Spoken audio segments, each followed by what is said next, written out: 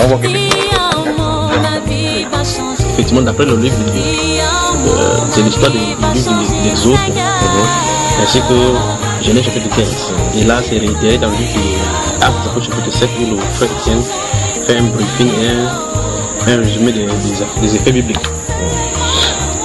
La question maintenant, c'est est-ce que Dieu peut-il différer sa parole ou bien souvent Dieu peut-il se changer d'avis? Il a toujours été fait référence que si quelqu'un dit quelque chose, tu dis peut-être que tu dis dans un an, il y aura telle ou telle chose. Si ce n'est pas exactement après les un an, on va commencer à te dire que tu, en fait, ce n'est pas Dieu. C'est donc pour cela qu'il faut faire attention. Il y a des choses, les choses de Dieu sont tellement sont telles qu'il va falloir faire attention et quitter à ce niveau-là. Je vais comprendre une histoire dans les Saintes Écritures. Lisons. Permettez-moi de prendre la Bible dans le Deutéronome. Bonsoir et bienvenue à ce moment de conversation et de partage encore une fois de plus. Après le mariage, l'unité de la foi, maintenant nous touchons la compréhension des prophéties bibliques et les prophéties de Dieu. Donc il faut faire attention à la différence entre les prophéties ponctuelles et les prophéties de Dieu. Les prophéties telles que c'est dans les Saintes Écritures. Par exemple, dans les Saintes Écritures telles que les prophéties sont écrites, ça doit arriver. On ne peut pas changer. Par exemple, comme il est dit dans Apocalypse chapitre 20, qu'un ange va descendre du ciel attraper Satan, il l'attapera. Ici, ça ne dépend pas de la prière de quelqu'un. Comme il est écrit que Jésus doit venir du ciel pour prendre les siens, il viendra de cette façon-là. Mais le temps des venues, ça dépend de lui, parce qu'il est dit par exemple que Dieu avait tenu le temps que Dieu s'est fixé lui-même dans sa propre souveraineté. On dit par exemple que lorsque les mots ont été accomplis, Dieu a envoyé son fils né sous la loi pour délivrer ceux qui étaient sous la loi. Or, le temps, c'est lui qui les dispense. Tu vois ça, mon cher? Alors, deux choses. Les prophéties ponctuelles sont sujets de changement. C'est pour ça qu'il faut faire attention. Les prophéties ponctuelles sont sujets de changement selon l'apport ou non de l'homme. Et on pourra voir ça dans les Saintes Écritures. Maintenant, pour ce qui est de l'écriture, des prophéties telles que dit dans les Saintes Écritures, ça ne peut pas changer. Par exemple, le prophète Isaïe, si on prend tous les prophètes avant la venue du Seigneur Jésus-Christ, prophétisaient la venue de Jésus. Rien ne pourrait présager que ça puisse changer, puisqu'ils doivent venir et faire comme il était dit. Et on dit tous les prophètes ont prophétisé ces jours-là. Ils parlaient de ces jours-là. Pierre dans Actes Apôtres dit, au chapitre 10, verset 38, que tous les prophètes, vous savez comment Dieu a eu le Saint-Esprit, Jésus qui allait de lieu en lieu, faisant le bien au peuple, délivrant les gens sur la puissance du diable, car Dieu était avec lui. Puis il dit tous les prophètes rendent de lui le témoignage. Tous les prophètes rendent de lui le témoignage. Il ne peut pas faire autrement. Quand David dit effectivement que une bande de Sérela m'environne, et le chien de Bazan, le taureau de Bazan m'environne, ils ont tiré au sort mes vêtements. Je pourrais compter mes os. On a fait tirer, il fallait qu'on tire au sort ses vêtements. On a mis son tombeau parmi les justes, comme dans le livre d'Ésaïe chapitre 53 dit, ça doit être fait ainsi. Donc les prophéties qui se rapportent aux Écritures, c'est inchangeable, c'est implacable. C'est donc pour cela, commençons donc, avant de lui, regardons quelque chose dans le livre de Pierre, regardez bien.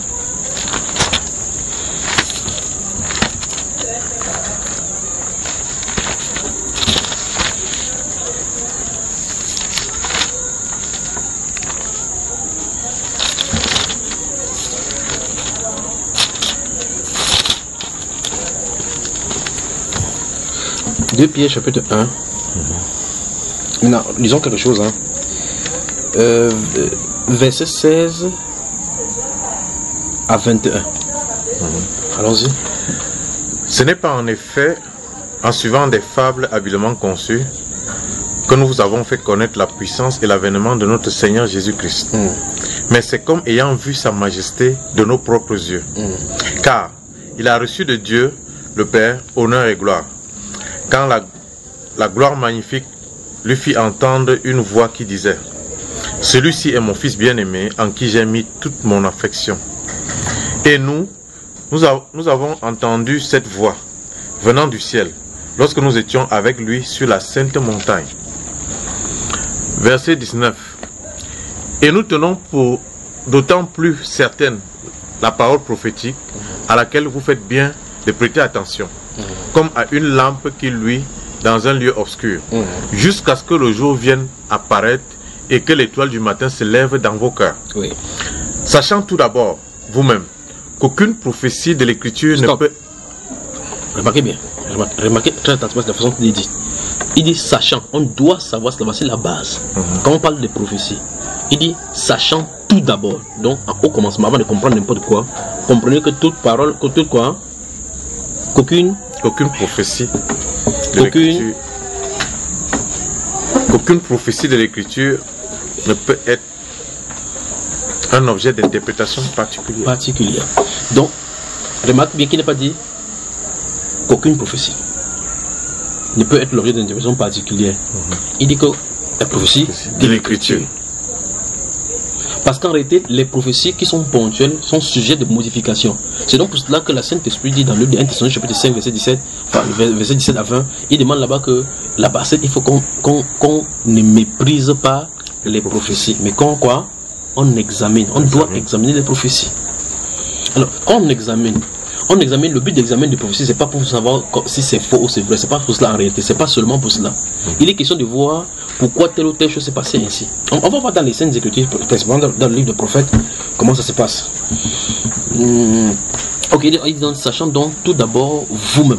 Il parle aux chrétiens que vous demandez qu'aucune prophétie de l'écriture ne peut être un objet d'interprétation particulière. Donc, si une prophétie dans l'écriture dit quelque chose, non seulement ça doit dire ce que ça dit, ça n'a que cette chose-là que ça dit, et ça va s'accomplir tel que c'est dit. Ça, c'est les Écritures. Ce qui voudrait aussi dire que, en fait, toute l'Écriture doit se tenir, en d'autres termes. Exactement, donc ça ne peut pas bouger. Donc Dieu ne peut pas changer l'Écriture. En fait, dans le livre de Malachie, chapitre 3, verset 6, il est dit clairement qu'il est un Dieu qui ne change pas. Il ne change pas. Bon, maintenant, si on comprend ça au sens premier, vous allez voir effectivement qu'il y a plusieurs changements de Dieu dans la Bible. Pas vrai? Bon, maintenant, il prend un exemple simple. Il a dit que voici une alliance qui fait avec Lévi à perpétuité. N'est-ce pas? De génération en génération. Il pose la question. Ils sont en train de faire ces sacrifices là maintenant? Bon, que veut dire donc en perpétuité? Donc jusqu'au toujours. Tu vois cela? Donc c'est pour ça que quand on dit Dieu ne change pas, il faut faire attention. Il faut faire attention. On voit que Dieu dans certains aspects change, mais sa nature ne change pas. Il peut faire certaines choses, il change, mais ça ne change pas lui qui soit Dieu. D'accord, mon frère? Voilà. Donc maintenant, parce que le sacerdoce, et la Bible déclare dans Éphésiens, dans Hébreux chapitre 7, clairement, verset 11 à 18, que le sacerdoce étant changé. Puisqu'il a dit clairement qu'il a donné à ces sacerdotes-là au fils de Lévi pour toujours. Ils faisons ce service devant lui. Il dit que le feu ne s'éteindra point, et le pain aussi ne s'éteindra point nuit et jour devant lui. En temps, lui, il a disparu. Mais dans le livre de Jérémie, il dit clairement que c'est exactement comme il avait parlé de l'âge de l'alliance, que l'âge de l'alliance, il va venir dans le temps, dans le pays qu'on ne se souviendra plus. Pourtant, cet âge de l'alliance dans la Bible est dit effectivement c'est le symbole même de sa présence. Tu vois? Donc maintenant, il y a certaines choses qu'il faudra qu'on comprenne. Donc quand il parle de perpétuel, de façon à perpétuité, il faut qu'on fasse attention que sa perpétuité n'est pas notre perpétuité. Il faut qu'on entre dans le programme de Dieu, dans le plan de Dieu pour savoir de quoi il est question. Alors les prophéties scripturelles, les prophéties bibliques, sont telles que ça doit s'accomplir tel que c'est venu. On ne peut pas modifier cela. Et quand le moment d'un volet biblique de la prophétie se met en place pour s'accomplir, personne ne peut arrêter. Quand c'est le temps d'un passage, quand c'est le temps d'un passage biblique de s'accomplir, on ne peut pas stopper ça sur la terre. Ça doit arriver comme cela dans la réalité. Et en plus de cela, le mécanisme pour son accomplissement se trouve donc tout réuni sur la terre. Prenons un exemple simple. Quand il était dit par exemple que Moïse, que Israël va passer le temps dans le désert pour sortir, il fallait qu'il y ait un libérateur. Il fallait qu'il y ait un roi qui va s'opposer. Il fallait qu'il soit accompli. Il faut que la terre qui va les recevoir plus tard soit aussi préparée. Parce que Dieu prépare le A et le B. Et puis l'intervalle A et B. Tout ce qui va marcher là-bas, tout le mécanisme doit être prêt à cet instant-là. Alors donc ici, il est dit que c'est qu'on sache que les paroles de l'écriture ne peuvent faire l'objet d'une interprétation particulière. Donc on ne peut pas tirer tu ne peux pas commencer à prendre une parole de l'écriture qui se rapporte à Jésus, qui se rapporte à Mohamed. Ça ne marchera pas. Même si ça semble avoir les aspects de Mohamed, parce qu'il n'y a pas une seule parole de l'écriture qui donne une prophétie. Quand Dieu donne une prophétie quelque part, il donne encore autre chose pour éclairer. Donc il donne une partie à d'autres personnes pour que mettant ensemble on puisse voir la chose au clair. D'accord mon cher frère? On continue. Justement, avant qu'on continue, justement, parlant de l'écriture, souvent, il a été dit que la plupart des enseignements, qu'il faut que ça tienne, que l'écriture tienne de Genèse à Apocalypse, par exemple. Absolument. Voilà. Mais pourtant, il y a par exemple des écritures dans la Bible où il peut y avoir une écriture qu'on ne peut peut-être pas retrouver. Oui. C'est exactement. Et tu fais bien, mon frère, de mentionner cela, parce que quand les gens prennent par exemple le cas des discussions sur l'enseignement de la femme proprement dite, par exemple, pour renéguer le fait que les femmes ne doivent pas enseigner selon les Saintes Écritures, ils disent que c'est seulement Paul qui a dit cela. Pas vrai? Puis c'est seulement lui. Et puis ils prennent toujours la Bible pour essayer de contredire Paul, en disant que la Bible dit que le témoignage des deux est vrai. Donc il faut qu'on nous voit au moins une autre personne qui a parlé. Mais Paul apporte l'écriture en disant que comme le dit aussi la loi, il doit se taire aussi comme le dit aussi la loi. Donc veut dire que dans la loi, on retrouve ces mêmes commandements là. Mais vous lisez la Torah et tous les traits de la Bible, on ne verrait nulle part où on a prescrit à la femme de ne pas enseigner. Mais dans l'essence même du choix divin, depuis la Genèse, on voit effectivement que la femme a été refusée le sacerdoce. C'est pour ça que l'on a dit que comme le dit aussi la loi. Donc la loi n'a rien dit concernant les femmes, donc ça ne les concerne pas. Mais l'apôtre Paul dit comme le dit. Donc le silence de la loi dit que. On se comprend là, n'est-ce pas? Clairement. Alors, ça veut dire que si quelqu'un prend cette. Je prends encore un autre exemple, comme tu le signifies là. Dans le livre des Actes des Apôtres, chapitre 20, il est écrit au verset 35 que l'apôtre Paul, donnant les conseils aux anciens de l'église d'Éphèse, alors qu'il en devait quitter la scène, dit que vous savez que ces mains, si on pouvait aux besoins, à mes besoins et aux besoins de ceux qui étaient avec moi. Parce que je vous ai appelé, effectivement, comme le Seigneur lui-même l'a dit, il y a plus de bonheur à donner qu'à recevoir. Remarquons bien que là, il cite Jésus. Paul n'a pas marché avec le Seigneur Jésus. Claire. Et donc il n'est nulle part dit dans les écrits, quand vous lisez Matthieu, Marc, Luc, Jean, il n'est nulle part, Jésus n'a pas dit cela là-bas. Mais pourtant vous pouvez trouver cet enseignement de Jésus là-dedans, mais il n'a pas dit ça littéralement de cette façon-ci. Quand vous allez remarquer, Jésus dit dans la Bible que, si vous lisez les traits de cet enseignement se trouvent dans le livre de Luc chapitre 6. Il dit donnez, vous sera donné. Et il dit par exemple, si vous donnez à ceux qui vous donnent, vous espérez recevoir en retour, quel bonheur y a-t-il à cela? Mais donnez à celui qui ne peut pas le faire. Voilà, c'est de ça dont il est question. Mais là-bas, il est question de la citation. Dans ce livre de Actes des Apôtres, chapitre 20, le verset 35, il est question de la citation littérale de ce que le Seigneur Jésus a dit. C'est un style direct, c'est une parole directe. Mais pourtant, le Seigneur Jésus n'a pas dit ça. On dit que cette main, il a dit ça à Paul lui-même. Et pourtant, là, l'apôtre Paul appelle ses auditeurs à se souvenir. Il dit, vous-même, souvenez-vous de la parole du Seigneur qui a dit lui-même. Alors maintenant, si quelqu'un dit, ok, il faut qu'on voit tout ça, comprendre l'écriture. Paul dit, et les auditeurs qui sont là ne rejectent pas en disant qu'il avait dit ça où? Grave encore, il dit aux anciens de l'église d'Éphèse. Les anciens de l'église d'Éphèse, quand Jésus était sur la terre, ils n'étaient pas là. Il dit, vous souvenez vous-même de la parole du Seigneur lui-même qui a dit qu'il y a plus de bonheur à donner qu'à recevoir. Je lance le défi à quiconque de retrouver ça dans les Écritures. Si vous ne le retrouvez pas, dites donc que Paul a menti. Il a menti devant les anciens ne l'ont pas arrêté. Pas vraiment, chef, frère. Voilà. Alors, nous avons des problèmes. L'écriture se soutient elle-même. Quand vous allez prendre encore maintenant le livre de Malachie, chapitre 3, où la Bible parle de la venue d'Élie et de Moïse. Quand vous allez prendre maintenant qui va encore envoyer Élie et Moïse. Bon, Malachie a parlé, qui a encore parlé à l'homme maintenant?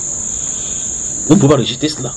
Voilà. Donc, toute parole de l'écriture, c'est comme Salomon a dit là-bas que c'est comme des clous donnés par un seul personne et plusieurs personnes qui mettaient ensemble dans un bois forment un tout, n'est-ce pas? Exactement. Voilà. C'est pas parce que une personne a dit là-bas, si il a dit dans le livre de 2 Thessaloniciens, enfin 2 Timothée chapitre 3 verset 16, que toute écriture est théonosis, est souffle de Dieu. Si c'est souffle de Dieu, si ça vient de lui, alors que ce soit comme on parle de prophète majeur, prophète mineur, si quelqu'un a seulement parlé de Damas, il n'est pas obligé que l'autre personne parle de Damas. Dieu n'est pas obligé d'agir ainsi. Si c'est son serviteur, dès que tu as accepté que c'est son serviteur, alors cette parole vient de lui. Point. Dieu s'en endosse la responsabilité. Oui. Donc, on a lu, c'est pas encore fini la leçon. Oui, on était au verset 20. Sachant tout d'abord, vous-même, qu'aucune prophétie de l'écriture ne peut faire l'objet d'interprétation particulière. Verset 21. Car ce n'est pas par une volonté d'homme qu'une prophétie a jamais été apportée. Mais c'est poussé par le Saint-Esprit que les hommes ont parlé de la part de Dieu. Fin de citation. Donc le Saint-Esprit est responsable des paroles que les hommes ont parlé. Amen. C'est donc pour cela que ça ne doit pas faire l'objet d'une interprétation particulière et par conséquent c'est le Saint-Esprit lui-même qui doit apporter l'interprétation à sa parole. Je crois que ce serait bien d'allumer ici pour que nous voyons, n'est-ce pas mon cher?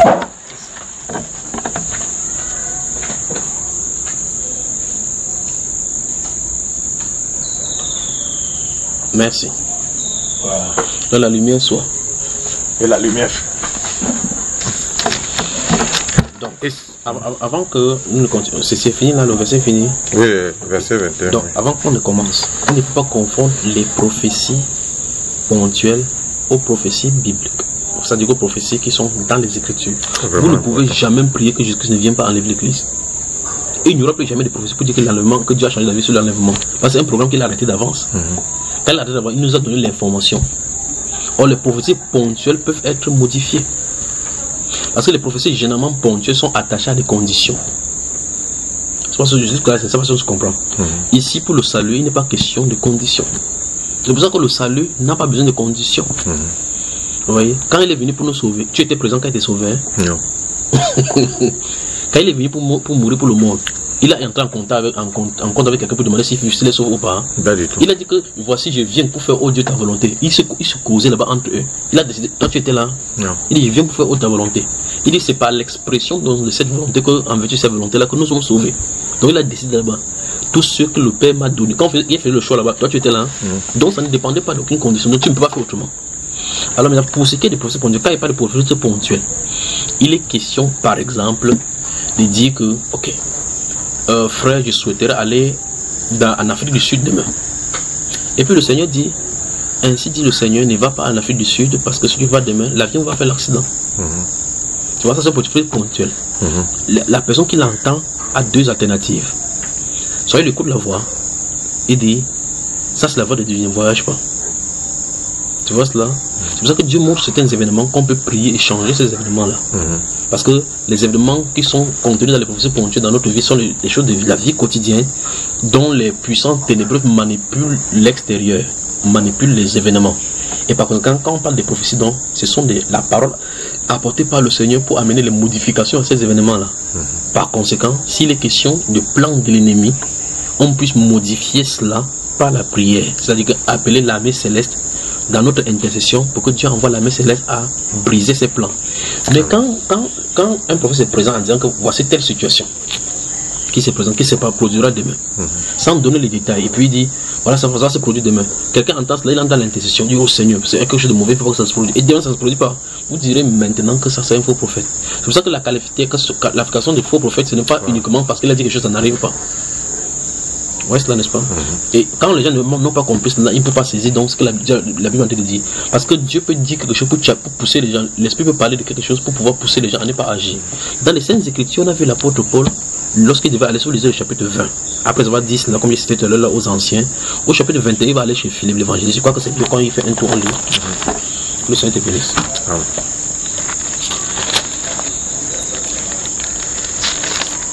Acte chapitre 20, c'est ça? Ouais. Voilà.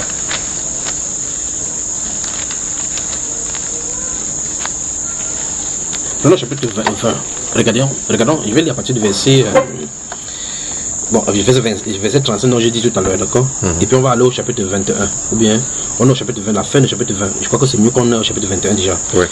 Nous nous embarquâmes après nous être séparés d'eux et nous allâmes directement à Kos, le lendemain à Rhodes et le lendemain, et de là à Patara.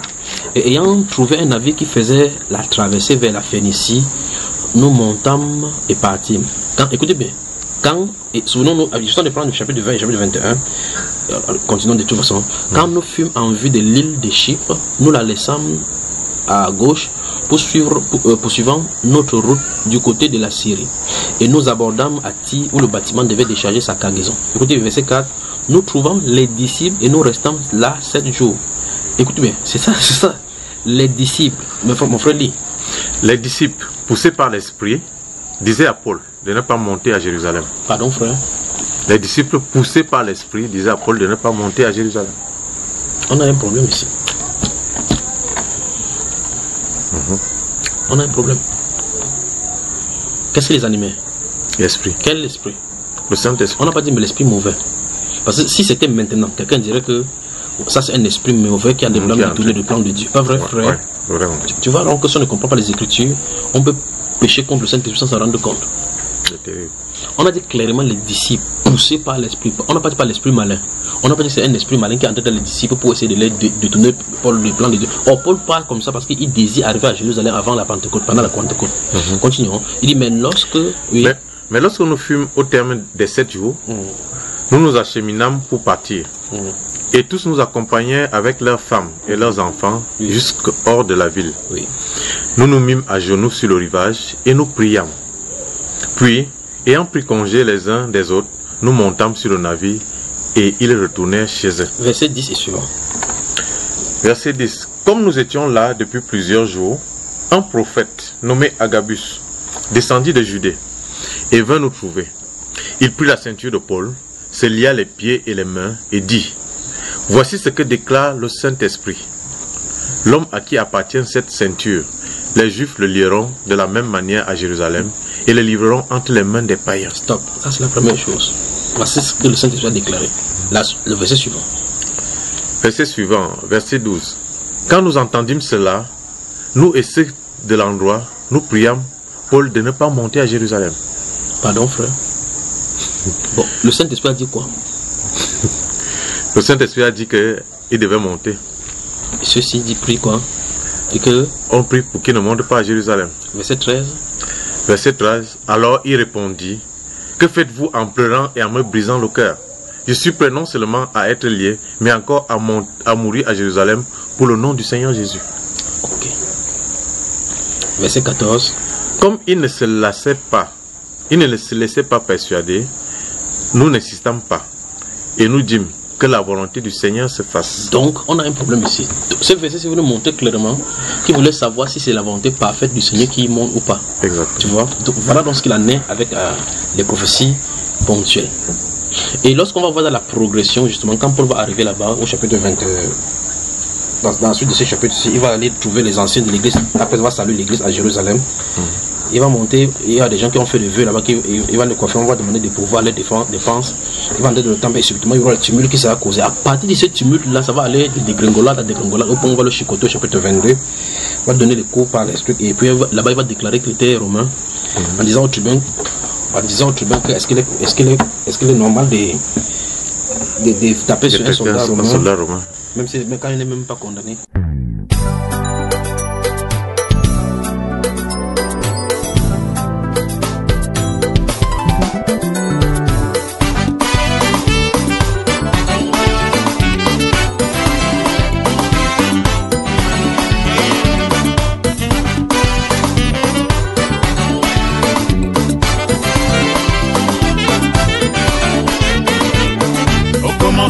Était la parole était Dieu, et elle était avec Dieu. Toutes choses ont été faites par elle, en elle était la vie, qui était la lumière des hommes. Cette parole a été faite chair, elle a habité parmi nous, oh, pleine de grâce et de vérité. Laissez-moi vous conter l'histoire de cette parole, qui est un Dieu puissant, un Dieu très riche et glorieux. Dans nos péchés, on était tous privés de la gloire de ce Dieu. La sentence était là, on devrait tous mourir. Oh oui, mourir et c'est ce qu'on méritait. Yo, yo, yo, Yaco. On devait tous mourir. Amis, c'est ce qu'on méritait. Mais dans son grand amour, Dieu n'a pas voulu notre mort. C'est pourquoi il a voulu que quelqu'un se sacrifie pour porter nos péchés. C'était la panique au ciel. Chacun se regardait en démon.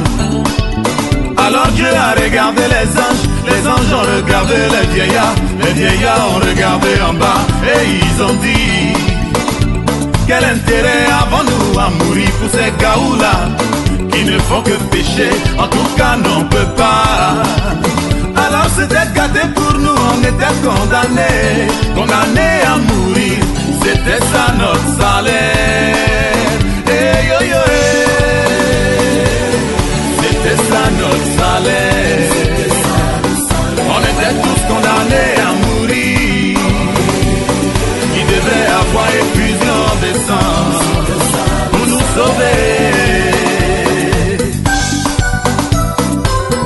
Car Dieu a tant aimé le monde qu'il a donné son Fils unique Jésus-Christ, afin que quiconque croit en lui ne périsse point, mais qu'il ait la vie éternelle.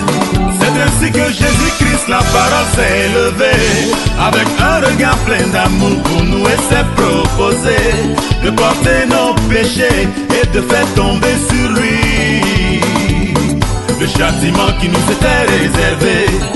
Oh, quel amour, car on fait pour le mériter. Je ne sais même pas, dis-moi, qu'avons-nous fait pour le mériter? Dis-moi, Jésus-Christ a crié, Eli, Eli, lama Sabatani. Mon Dieu, pourquoi m'as-tu abandonné? Et malgré toutes les souffrances subies sur la croix à cause de moi, il accepte de mourir pour mes péchés, pour que je croie en lui et avoir la vie éternelle, pour être heureux sur la terre. Ah oh merci Jésus. Et non, le Fils de Dieu s'est donné en sacrifice pour moi, et l'agneau de Dieu s'est livré. Il s'est fait malédiction pour que j'ai la bénédiction, et non,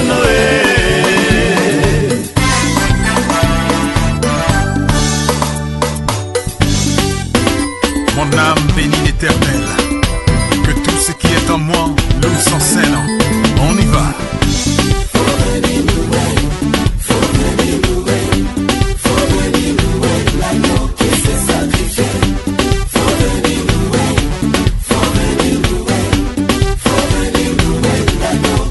Maman Brigitte, on va louer Jésus, car il est digne d'être adoré. Comme Migan, il n'y a personne qui peut l'égaler. François Cognan, viens, on va sauter pour lui. Oh yeah. Maman Yvette, toi mais faut venir. Oh maman Brigitte, Migan, faut venir. Sa famille Dion, venez louer. Oh Andy, faut le louer. Si Facia, tonton Raoul, venez. Maman Janine, Nicolas Ité. Papa Joël, tonti Patricia chanter. Molou il est né, faut acclamer son nom. Tonton Jean, Aristide Dico. Alléluia, alléluia. Levez tous les mouchoirs, nous allons accueillir le roi. C'est des cris de joie. Le roi des rois fait son entrée. Sonnez la trompette pour le roi des rois. Alléluia, alléluia. Il est l'éternel des armées, l'aspirant du matin, le soleil de justice, Elohim, El Shaddai, Emmanuel, le lion de la tribu de Juda, admirable conseiller.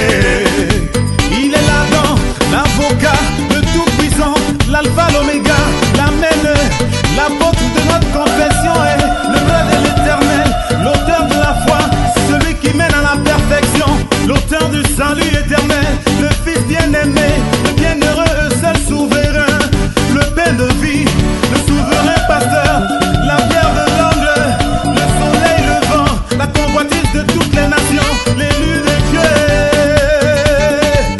Quand il dit oui, c'est oui. Quand il dit non, c'est non. Quand il dit oui, c'est oui. Quand il dit non, c'est non. Alléluia. Jésus nous a donné la vie, il est monté au Père, nous préparer une place, il va bientôt revenir. Seras-tu dans la foi lorsqu'il viendra dans sa gloire, pour chercher son église, pour chercher son épouse? Point d'interrogation.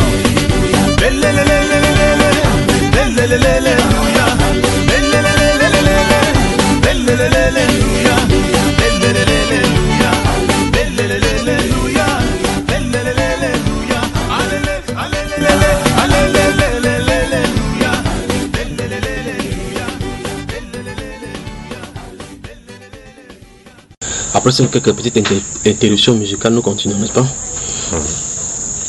Les paroles de prophétie sont dont on doit faire attention. Donc dans ce livre des ces deux parties, nous avons lu dans Actes des Apôtres, chapitre 20 et chapitre 21 principalement. On voit effectivement que initialement, les gens doivent se poser de bonnes questions. Pourquoi l'Esprit anime les disciples en disant, on dit les disciples, ça c'est pas une seule personne qui a parlé. Et tous, de façon unanime, disaient à Paul de ne pas monter à Jérusalem. Maintenant, si on est dans notre époque, maintenant on va voir comment, si on se réunit en tant que frère, plusieurs personnes sont dit d'une chose, mais animées par l'Esprit, on va dire non, comme c'est l'Esprit qui parle là-bas, faisons comme ils ont dit.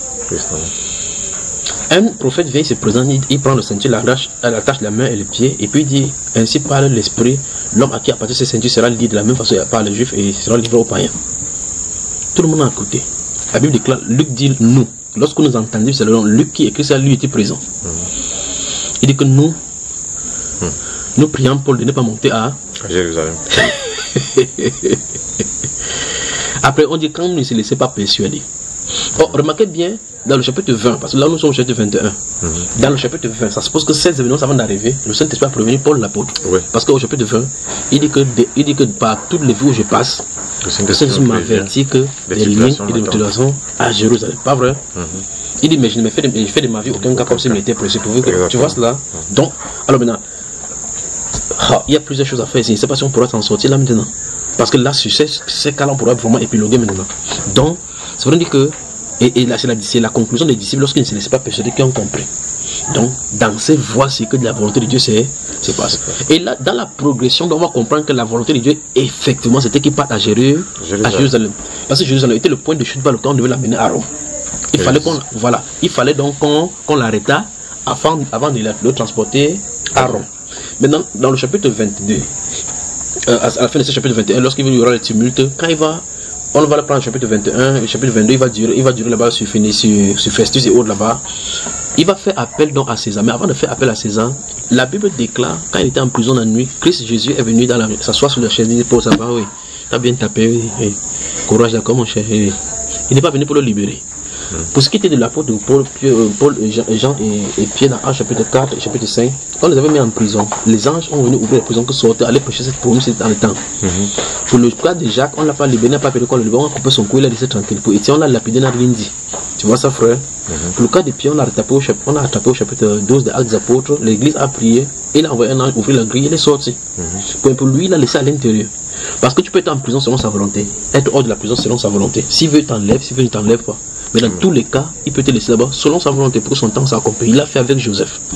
Il l'a fait dans le chapitre 16 avec ses apôtres de cela parce qu'il partait en prison pour trouver le geôlier.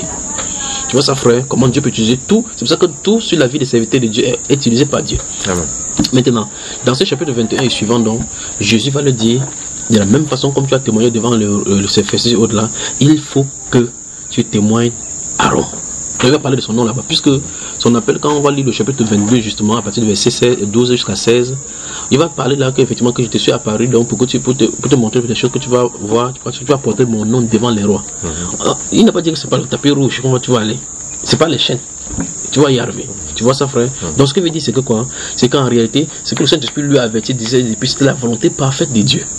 Pourtant, ici se trouvent dans les gens qui, animés par ce même esprit, donnent les volontés permissives du Seigneur. Donc on peut choisir de marcher dans la volonté parfaite ou bien dans la volonté permissive. Ça, c'est ce qui est des prophéties ponctuelles. Maintenant, tout à l'heure, il prenait un exemple, par exemple, de quelqu'un qui irait en Afrique du Sud. Et que quelqu'un dit, le Saint-Esprit m'a montré que si tu vas là-bas, il y a l'avion que tu vas prendre demain va faire l'accident. Comme par exemple les gens qui ont eu des révélations de ne pas aller quand les attentats du 11 septembre 2001, le tour du World Trade Center. Il y a des gens qui ont des visions pour ne pas aller. Et ne sont pas allés. Pourtant, il y a des gens qui, vous savez, en Occident, c'est le travail à outrance pour de l'argent. Perdre une heure de travail comme ça là. Mais là, c'était une question de vie ou de mort. Ouais, ça nous frère. Alors maintenant, quand Dieu dit, ok, demain, il y aura crash d'accident. La question c'est qu'est-ce qu'il faudra faire comme c'est sorti. Faut-il prier pour que ça empêche de faire? Oui, il y a beaucoup d'avions qui devraient faire l'accident dont Dieu a fait pour que ça ne passe plus. Par les intercessions. Qu'est-ce qui se passe? Ça veut dire que c'est la puissance ennemie qui voudrait faire du mal. Dieu amène donc les hommes à pouvoir intercéder, entrer en action dans le combat pour que ça ne se passe pas. Les gens ne comprennent pas cela. Mais lorsque le message est porté, ça ne veut pas dire forcément que ça doit s'accomplir littéralement. C'est pour amener les gens à prier. D'autres encore, c'est juste une information qu'on donne pour que vous sachiez que les gens le savaient avant que ça n'arrive.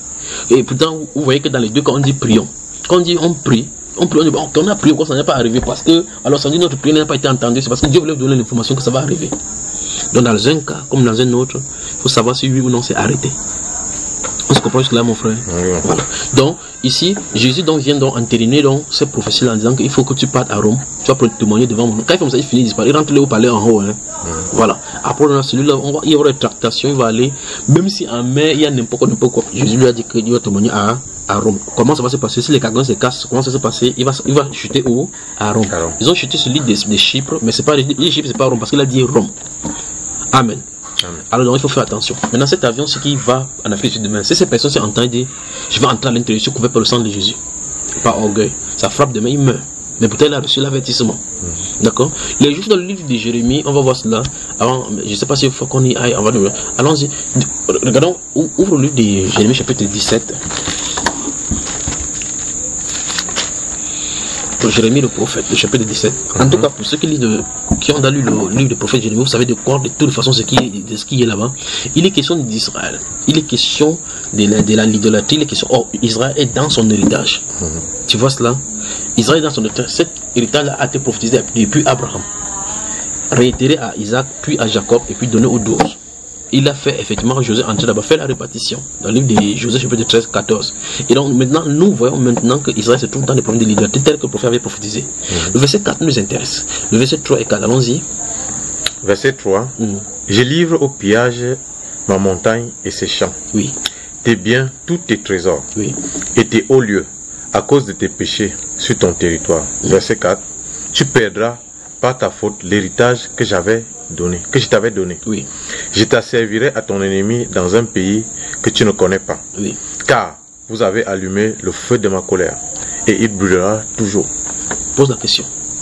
Ce feu-là doit brûler quoi? Toujours. Donc ça dit que ça ne peut jamais. C'est un. Mais Paul dit, l'apôtre, il y a plusieurs autres versets bibliques. Dieu a-t-il rejeté son peuple? Il dit que non. Donc c'est un autre aspect de ce verset. Mais je voulais qu'on voit dans le verset où Dieu dit clairement que tu perdras ton héritage que je t'avais donné pas ta faute. Donc, Dieu a donné l'héritage. Tu peux faire une chose et cet héritage n'est plus sien. C'est ce qu'il dit là. Wow. C'est vraiment. N'est-ce pas, mon cher frère? C'est ça, mon frère. N'est-ce pas? L'héritage dont tu as de parler, c'est la nation d'Israël. Parce qu'ici, il a parlé à toute la nation. C'était la nation où coule le lait et le miel. Là, le pays où Dieu a les regards. Il dit maintenant que le pays, verset 3 et 4, verset 3, il dit clairement que là, c'est tout à cause du péché qui est dans le pays. Pas vrai? Et à cause de cela, donc, il va devoir la servir à un maître sévère. Ils vont la maintenir dans un pays qu'il ne connaît pas. Et par conséquent, quand il dit perdre ton état, tu vas quitter ton pays. C'est à cause de toi que tu vas quitter. Bon, maintenant, il était question maintenant de revenez à moi et je reviendrai à vous. Oh. S'il revient, Dieu change la situation. Sont-ils revenus? Il dit, depuis le temps de vos pères, dans le livre de Agé, le livre de Zacharie, il dit que nous avons parlé par les prophètes, j'ai envoyé le prophète le matin, même dans le livre de Jérémie, ici, le matin et le soir, qu'ils ont prophétisé que arrêtez de pécher, changer de comportement, je vous laisserai dans ces pays. Donc ça dit que les prophètes ont parlé, ainsi dit l'Éternel, si vous ne changez pas le comportement, vous faites. Donc le prophétie sort. Jusque là. Sinon, vous voyez, il change de comportement, Dieu arrête de faire ce qu'il devait faire. Ça veut dire que ce n'est pas une prophétie arrêtée. Ça veut dire qu'il faut faire attention avec les prophéties donc ponctuelles. Allons nous amuser un peu dans le livre de Deutéronome chapitre 13, frère. Là, il faut bien garder ce Jérémie ici dans la tête. Jérémie chapitre 17, verset 4, qui dit on peut perdre son héritage à cause de notre faute. En espace, en d'autres langues, Dieu peut te donner quelque chose. Tu t'amuses, tu perds cela. Mais il ne dit pas c'est pas lui, c'est toi. N'est-ce pas ça, frère? C'est ça, en fait. Ok. Deutéronome chapitre 13. C'est ça qui fait que de temps en temps, quand on n'a pas compris toutes ces choses-ci, vous pouvez entendre un prophète qui est authentique dire des choses que ça n'arrive pas. Prenons le cas des prophètes Ésaïe. Je crois que c'est beaucoup là maintenant. Vous pensez que les gens de la naissance, les gens de l'entourage d'Ésaïe, avant qu'Ésaïe ne meure, ils ont dû dire quoi avec la Vierge enfantera, la jeune fille enfantera. En tout cas, les océans sont bossés. Parler de Deutéronome. Deutéronome chapitre 13. Lisons à partir doucement. C'est Dieu qui parle ici haut. Nous sommes dans la loi. On y va. À partir du verset 1. Oui.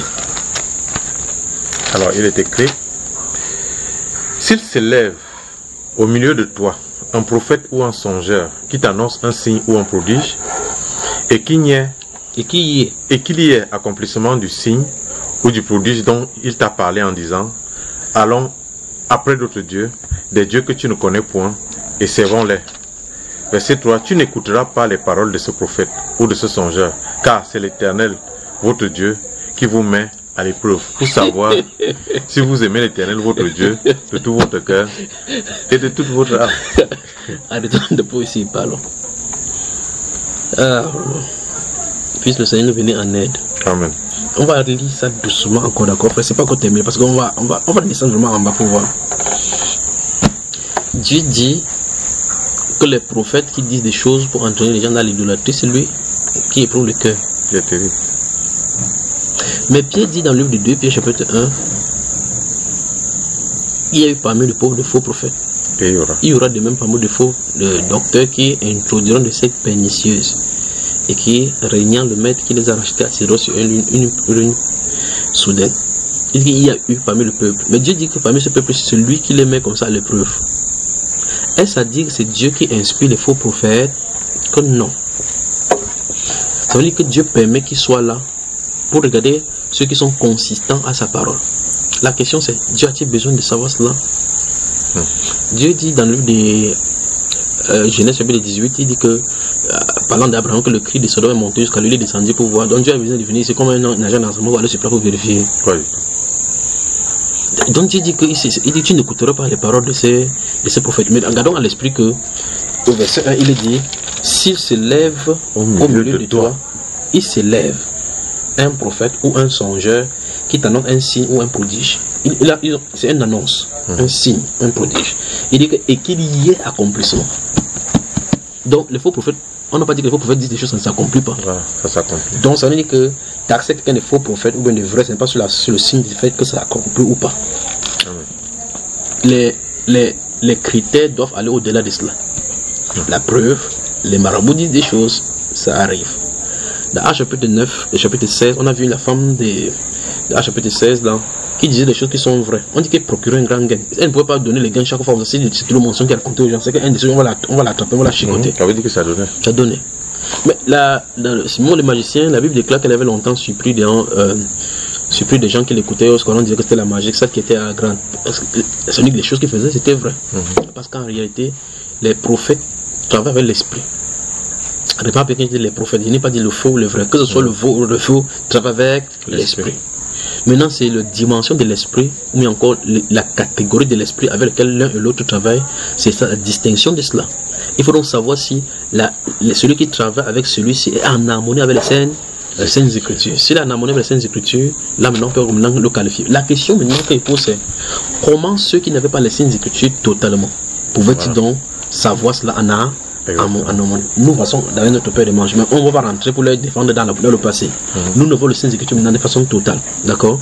Maintenant, une autre chose à souligner maintenant, c'est que lorsque les prophéties ponctuelles sont dites, lorsque les choses sont dites maintenant, puisque ce n'est pas les prophéties bibliques maintenant, comment tu vas amener les prophéties ponctuelles dans les prophéties bibliques? Parce qu'il n'est pas écrit que l'avion doit chuter demain ici dans la Bible. Tu vois cela? Il y a une autre façon de discerner dans cela. Maintenant, ici, il est dit, si s'élève du milieu de vous un prophète ou un songeur, il dit, et qui t'annonce un signe ou un prodige, Dieu dit, et qu'il y ait accomplissement du signe ou du prodige dont il t'a parlé. Maintenant, regarde bien, il dit en disant. Il y a un problème ici. Parce qu'il est question d'annoncer quelque chose, un événement, pas un signe. Mais ici, la Bible déclare que derrière ce signe se trouve l'annonce pour amener les gens à l'idolâtrie, à servir autre Dieu. Parce qu'un prophète ne viendrait pas dire que suivez mon Dieu, que c'est Satan qui parle. Un prophète ne dirait pas cela. C'est clair. Tous disent que c'est ainsi parle l'Éternel. En fait, dans le livre des 1 roi chapitre 22, les 400 prophètes de Baal et ainsi de suite de là-bas prophétisaient au nom de l'Éternel. Le cas d'Anania, dans le livre de Jérémie, parlait au nom de l'Éternel. Il fait les contes de fer. Jérémie parlait au nom de l'Éternel. Celui-là parlait au nom de l'Éternel. D'accord, mon cher frère? Bon, maintenant, même ceux du monde, même le marabout ne dit pas qu'il travaille à la puissance de Satan. Il dit qu'il travaille à la puissance de Dieu, que Dieu a mis la force dans la nature. Dieu a mis, c'est faux, frère. Dieu l'a mis. Même Satan, c'est Dieu qui l'a mis dans la nature. Donc, même si la force de la nature, en parlant de Satan, c'est Dieu qui l'a mis. Donc, ça veut dire qu'ils utilisent le nom de Dieu, c'est un prête-nom, pour pouvoir faire ce qu'ils ont à faire. Donc, même un marabout qui annonce les oracles, parle, qui servent, il détient son pouvoir et son autorité de Dieu. Et tu ne peux pas dire le contraire. Maintenant, le point de ce verset 2, c'est que on a comme impression que la prédication que ce prophète ou ce songeur a dit, c'est de allons servir d'autres dieux. Pourtant, c'est parce que la Bible veut dire ici. Regardons encore une fois le plus. Il dit, et qu'il y ait accomplissement du signe ou du prodige dont il a parlé. Tu vois cela? Donc, il y a eu accomplissement. Donc, quelque chose est accompli. C'est un événement qu'il a dit annoncer. Mais pourtant, on dit que cette fois-ci, on dit, donc, en disant, allons après d'autres dieux. Des dieux que tu ne connais point et servons-les. Donc, un prophète ne dira pas ces choses-ci. Qu'est-ce que le Saint-Esprit dit? Le Saint-Esprit dit clairement que l'accomplissement de la prophétie, que ce soit d'un prodige ou d'un signe, devrait regarder, c'est le cœur de quelqu'un, là où ça est en train d'entraîner le cœur de quelqu'un.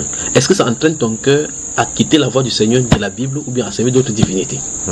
Et je prends un exemple simple. Prenons un exemple simple. Un marabout te voit en route.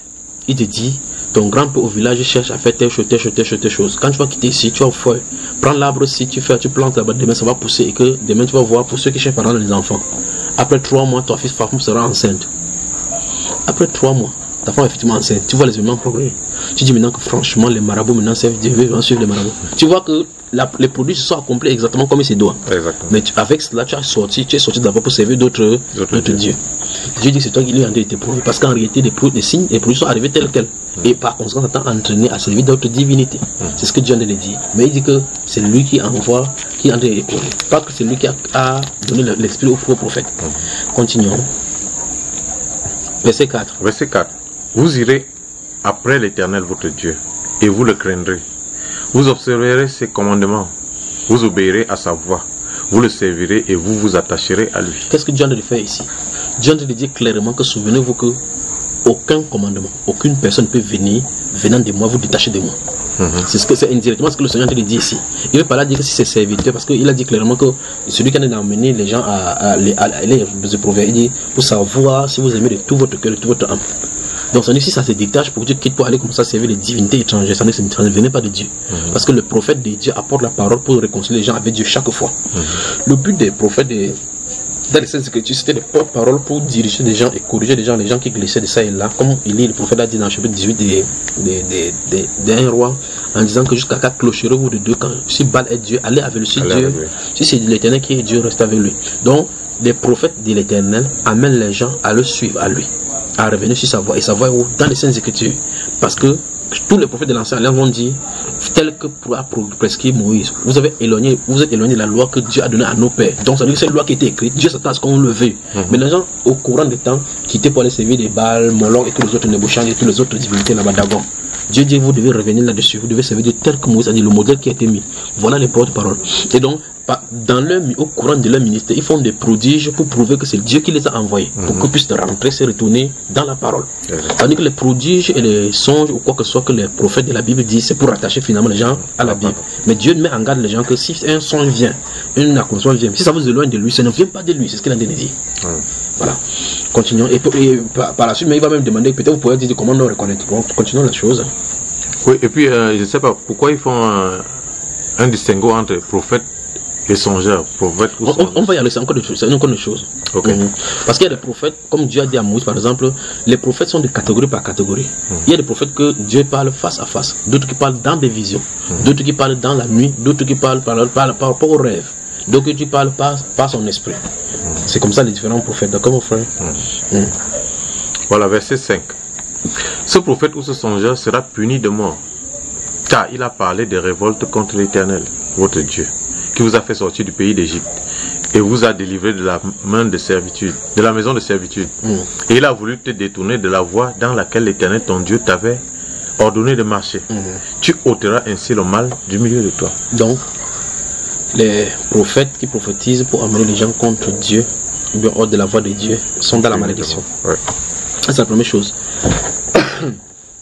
La Bible nous dit encore une fois de ci, et de ce prophète ou ce songeur sera puni de mort, car il a parlé de révolte contre l'Éternel. Pourtant, dans le verset qui suivait, qui précédait le verset 1 et 2, Dieu a dit que si ce songeur, ce prophète t'annonce des choses qui arrivent.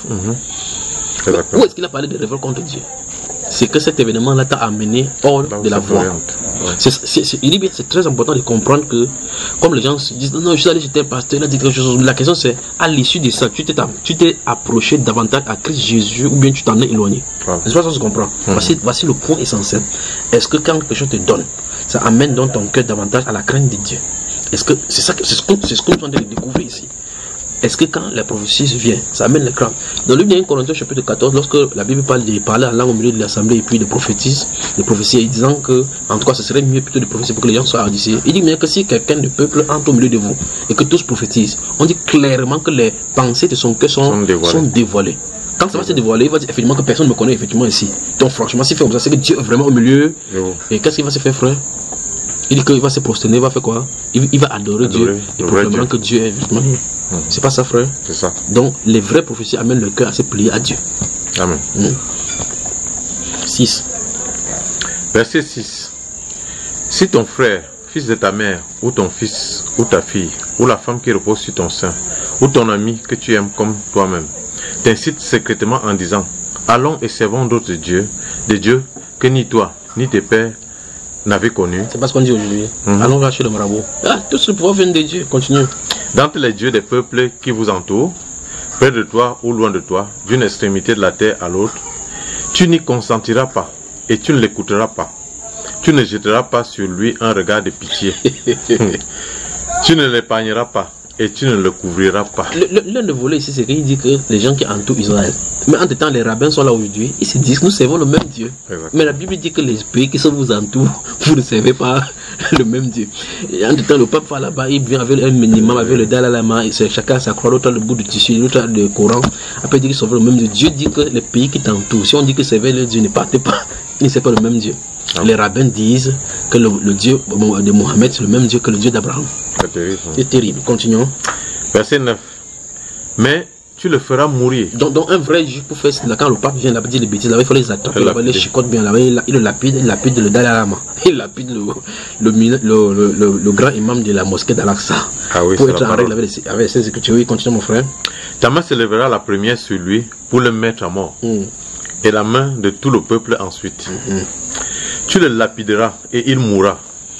Parce qu'il a cherché à te détourner de l'Éternel ton Dieu. Oui. Qui t'a fait sortir du pays d'Égypte, de la maison de servitude. Il en sera ainsi afin que tout Israël entende et craigne. Et que l'on ne commette plus un acte aussi criminel au milieu de toi. Quel est l'acte le plus aussi criminel, frère? Conduire quelqu'un à l'idolâtrie. Conduire quelqu'un à l'idolâtrie, prophétiser pour amener quelqu'un à quitter la voie de Dieu. Continuons. Voilà. Donc il est implicitement dit là que si quelqu'un cherche à te détourner de Dieu, tu dois on va le tuer. Verset 12.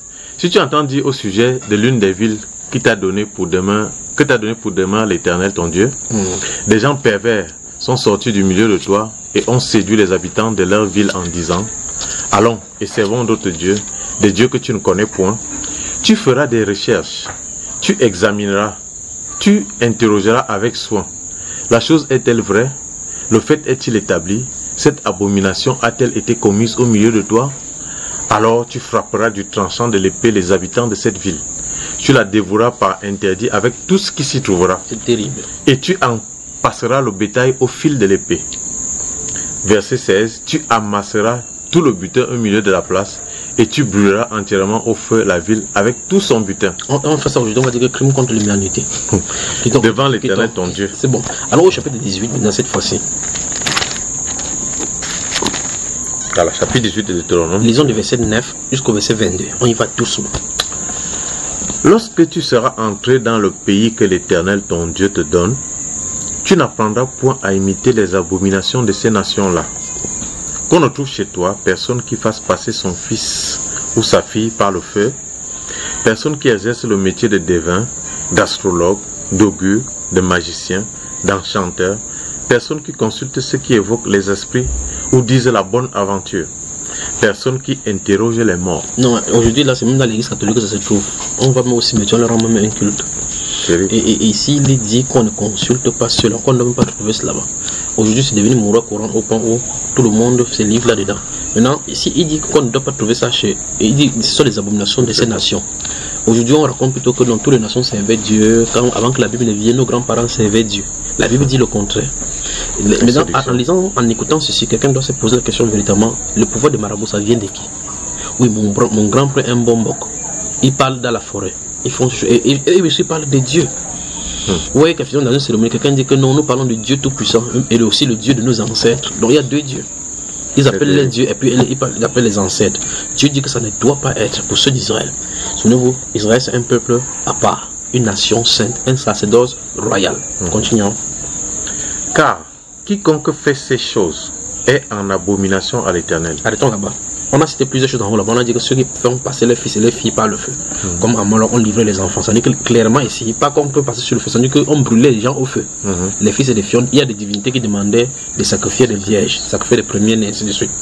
Maintenant, ici, il dit que si quelqu'un fait passer qui exerce le métier de devin. Dans les horoscopes aujourd'hui, on voit toutes ces choses là. Dans les papiers, on voit le médium. On dit puissant médium un tel. Pouvoir d'envoûtement, de réchauffer, de travail, de reconquérir les lames perdues, l'âme se perdue. Consultez-nous aussi ici. On te fait le talisman avec le truc des méraudes. Le pouvoir est très grand. Vous entendez sur Facebook, les gens disent que grand magicien béninois fait le porte-monnaie de l'argent. Il cherche, lui, on dit chercher de l'argent. Ouais. Lui, il cherche de l'argent, il cherche à produire l'argent aux gens. Puis, ici, il dit d'astrologues, ceux qui font l'astrologie, d'augures, des magiciens, d'enchanteurs, personnes qui consultent ceux qui évoquent les esprits ou disent la bonne aventure, personnes qui introduisent le monde. Toutes ces choses sont en abomination devant l'Éternel. Dans le nom de Jésus-Christ de Nazareth, si vous nous écoutez maintenant, et que vous avez l'habitude d'aller chez le marabout, et que même si le marabout travaille dans votre famille, vous êtes en abomination à Dieu, même si le dimanche vous partez à l'église. Dieu dit qu'on ne doit pas trouver cela, car quiconque fait ces choses est en abomination. Si vous avez chez vous, vous avez une maison, et que vous louez cela à marabout, sachez que votre maison est en abomination, toute votre maison est souillée. Si votre prêtre, votre pasteur consulte le marabout, il va vous même dire que vous pouvez aller chez le marabout parce qu'il travaille avec les mêmes puissances. Vous êtes en abomination, c'est ainsi dit les Saintes Écritures. On ne doit pas consulter ceux qui évoquent les esprits, ni même les morts. Donc si vous m'écoutez maintenant et que vous avez fait votre prière, vous êtes allé au cimetière. On a dit que vous allez rendre visite à le tombeau de ton papa ou de ta maman qui est mort alors que vous n'étiez pas là. Vous êtes allé dans le tombeau, vous avez parlé, vous avez collaboré avec les morts. Il n'y a rien entre les vivants et les morts. Si votre père est mort et vous n'étiez pas là, il est mort une fois pour toutes, c'est terminé. Vous allez sur ta tombe pour prononcer des paroles, vous communiquez avec les morts. Vous m'écoutez maintenant, vous nous écoutez maintenant, et qu'il arrive que vous voyez les morts dans votre songe. Vous devrez être délivré. Parce que les morts ne doivent pas venir vous parler dans le songe. Dieu dit c'est une abomination. Ce sont les esprits ténébreux qui sont de vous manipuler. Même si vous dites des choses qui soient vraies. C'est mon Père, il me protège, il veille sur moi. Il a donné les conseils. Que le conseil soit bon ou pas, vous êtes dans les ténèbres, il vous faut la délivrance. Amen. Tu seras entièrement à l'Éternel ton Dieu. Oui, à l'Éternel ton Dieu. Oui. Car ces nations que tu chasseras écoute les astrologues et les devins. Ouais. Mais à toi, l'Éternel ton Dieu ne le permet pas. Dieu ne permet pas qu'on écoute les astrologues. Il y a des chrétiens qui écoutent, avant de sortir le matin, ils écoutent l'horoscope. Il dit qu'il est né entre janvier et février. C'est le poisson, c'est le dindon. Il peut dire les dindons, il faut qu'il faut les dindons. Dieu dit que ceux-là écoutent les astrologues. Dieu sait combien de chrétiens sont à l'intérieur de ces choses. Mais on ne voit pas le mal à ça, on dit que c'est le modernisme. Le vrai problème, c'est que ces choses sont entrées dans le modernisme au point où on ne voit pas qu'il y a du mal à cela. On croit que c'est scientifique, parce qu'il y a des évidences scientifiques. Parce qu'on fait des cartographies, on fait des tracés sur le papier pour pouvoir essayer de joindre tel signe géologique, comment ça s'appelle, des étoiles polaires avec telle autre chose. On traite ici les signes sur du zodiaque, on fait ces choses de la polarité. Quand on fait ça, on dit non, comme c'est scientifique, c'est rien. Pourtant, c'est Satan qui est derrière. Exactement ça. Verset 15 et suivant. Verset 15. L'Éternel ton Dieu te suscitera du milieu de toi, d'entre tes frères, un prophète comme moi. Vous l'écouterez. Là maintenant, les Mohammedans disent qu'il s'agit de Mohamed. On va y revenir pour eux. Continuons. Il répondra ainsi à la demande que tu fis à l'Éternel ton Dieu à Horeb, le jour de l'assemblée, quand tu disais que je n'entende plus la voix de l'Éternel mon Dieu et que je ne vois plus ce grand feu, afin de ne pas mourir. Donc quand ils avaient fait ça, cette demande-là, Dieu a accepté. Mais il n'a pas dit. Il a dit maintenant que cette demande-là sera acceptée quand Christ va venir. Amen. Donc vous voyez, même dans la colloque, il fait une prière, Dieu accepte. C'est ça. Même dans les forces effrémées, ils ne sont pas. Et là encore, ça nous pose un problème. Ces personnes à qui on s'adresse ne seront pas là quand la demande sera accomplie. Donc alors maintenant, quand ils vont mourir, nous devons dire maintenant que quand Dieu parle et que Moïse a Dieu parle ici, ces personnes-ci qui sont devant Moïse, ils meurent sans voir ces prophètes-là. En mourant là, quand ils regardent Moïse passer là, ils disent quoi? Ce cas, ça veut dire l'autre jour là qu'il y a un prophète qui vient. On n'a même pas vu. On n'a même pas encore vu. Lui, il voulait parler, il est parti. Donc, il faut qu'on fasse attention. On fait maintenant concernant les. Parce qu'il y a quelque chose qui me revenait à l'idée là. Concernant Habakkuk. Oui. Parce qu'il c'est la prophétie d'Adam. Voilà, il a dit qu'il se tenait à la tour, attendant que l'Éternel lui dit et qu'il réplique comment il va. Et il lui a été dit que la prophétie qu'il a là, c'est une prophétie dont le temps est marqué. Si elle tarde, Donc ça peut arriver. Quel ça tarde effectivement. Voilà. Qu'il attende. Elle accomplira sur nous. Elle s'accomplira certainement. Bon, mais dans ça, on ne peut pas appliquer ça sur n'importe quoi. Parce qu'il y a des choses que tu vas attendre, tu ne verras jamais. Voilà. Ça c'est clair, nous sommes d'accord. Israël s'attendrait à un prophète. Quand chaque génération des prophètes venait, chaque génération d'Israël venait, il disait ça. Il disait que il répond aussi à ce que tu avais fait. Bon, quand Dieu dit que tu as fait à Horeb, il y a des gens dans cette groupe qui ne connaissent même pas, ils n'étaient même pas présents. Mais Dieu dit, ça veut dire le jour que le prophète là se présente à Israël, parce que quand Philippe et André sont venus dire viens voir le prophète dont Moïse a parlé. Eux, ils étaient là-bas à Horeb. Ils n'étaient pas à Horeb. Donc la réponse de Horeb a été donnée. Mais ce n'est pas la génération à qui ça a été prophétisé. Ici non plus, il ne dit pas qu'en quelle période il va venir. D'autres événements vont se rattacher à cela. On dit ces prophètes de la parole, si on va joindre dans le cadre de la Vierge, on va joindre le fait qu'il est descend de David. On va joindre dans les différentes missions dont il aura. Tu vois cela, le serviteur de son âme, comment il va faire, il va prophétiser, il va dire la vérité. Celui qui va prophétiser, on va appeler un jour le salut, on va dire que c'est la loi de l'éternel, c'est la vérité. Donc tu vois les attributs qu'il va avoir pour construire cette personnalité-là. Mais ce qui nous intéresse ici, c'est parce qu'on parlait de prophétie ponctuelle et autres là-bas. Ici, il n'est pas dit clairement à quelle période il va venir. Le prophète peut avoir été taxé comme faux prophète de son temps. Et puis, ça va s'accomplir à coup sûr. D'accord? Voilà. Et il y avait l'autre cas aussi qui me venait à l'esprit, qui concerne l'histoire de Akab et Josaphat. Oui. Voilà. Parce qu'il nous a dit là-bas, c'est quand même épatant.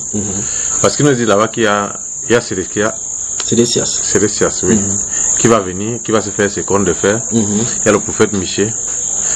Mais il nous a dit ici que Dieu va réunir comme ça, il va dire que qui est-ce que on va séduire qui pour qu'il aille. On va envoyer qui séduise Akab pour que ce qu'on avait dit là s'accomplisse. Salut mon frère.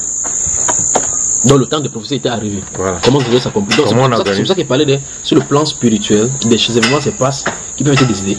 Bon maintenant, quand il a dit ça, quand le prophète Élie avait dit ça à Akab, prophétiser sur la maison d'Akab et sur Jézabel, est-ce qu'on a vu ça s'accomplir? Non.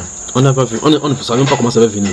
Il dit qu'ainsi va l'Éternel, le chien de laisseront là où tu as fait, c'est le champ de Naboth, c'est là-bas que le chien va lécher aussi ton sang. Continue ta démonstration, frère. Voilà. Donc, on voit donc, puisqu'on parle, le sujet ici qu'on parle des prophéties ponctuelles et des prophéties de l'écriture. Oui. Donc justement, c'est un cas typique de prophétie de l'écriture ici où Jérémie avait parlé. Oui. Et on voit donc que ça nous ramène au passage où Dieu dit effectivement qu'il veille sur sa parole.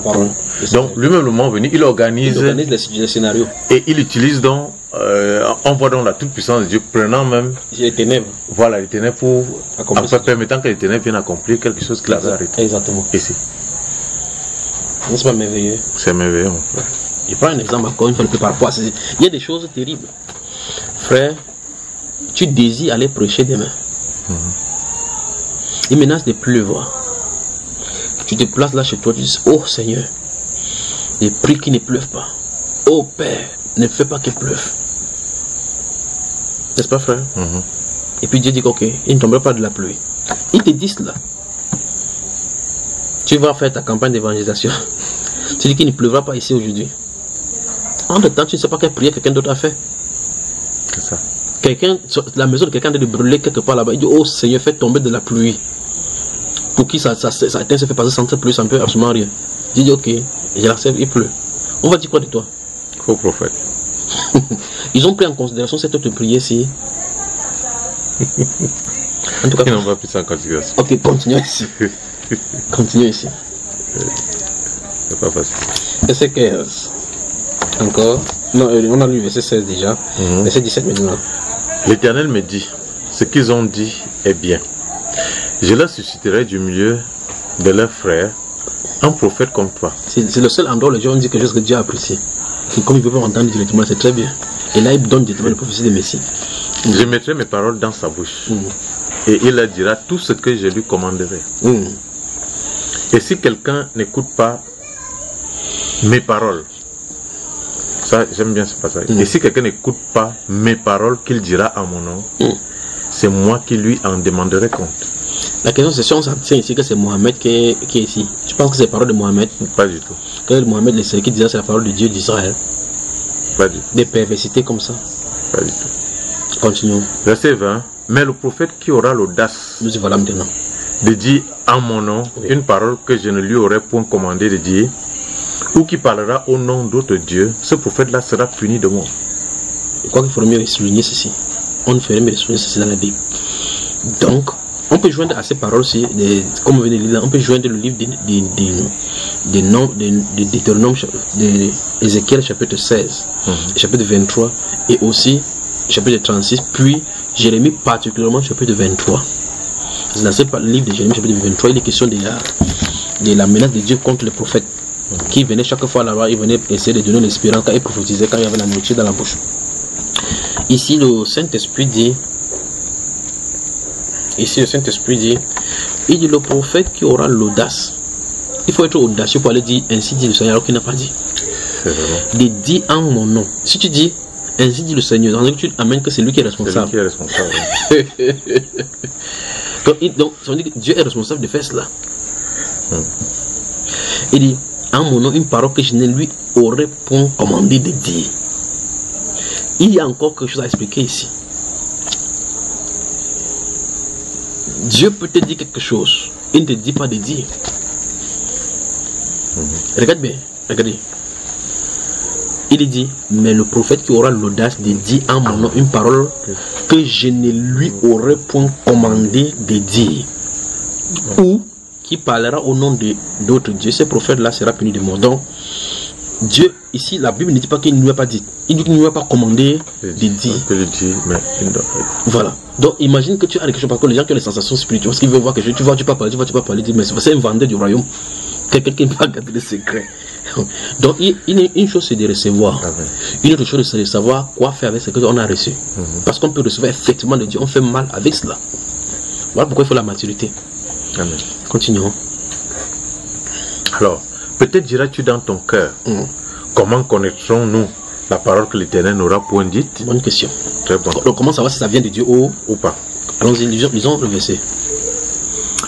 Verset 22. Quand ce que dira le prophète n'aura pas lieu et n'arrivera pas, ce sera une parole que l'Éternel n'aura point dite. Oui. C'est par audace que le prophète l'aura dite. N'aie pas peur de lui. Il est question qu'on n'a pas peur des faux prophètes. Donc, même s'il parle encore de n'importe quelle menace, il ne faut pas avoir peur. Mais au chapitre 13, on avait lu quelque chose au verset 1. Que le songeur, les prophètes peuvent dire quelque chose et ça arrive. Là maintenant, alors qui a dit? Donc tu vois qu'on ne peut pas isoler le verset, le chapitre 18, pour dire seulement que quand le prophète dit quelque chose qui n'est pas pas dit, ça ne passe pas compris. Il y a une autre partie qu'il faut prendre en considération. Exactement. Parce que là-bas au chapitre 13, on avait vu clairement qu'un prophète ou un songeur peut dire que quelque chose, ça arrive. Mais ces choses-là peut, le signe c'est, est-ce que le fait que ça arrive, ça amène les gens vers Dieu, ou ça détourne les gens vers Dieu? Ça ne détourne pas les gens vers Dieu. D'accord mon frère? Un Thessaloniciens donc.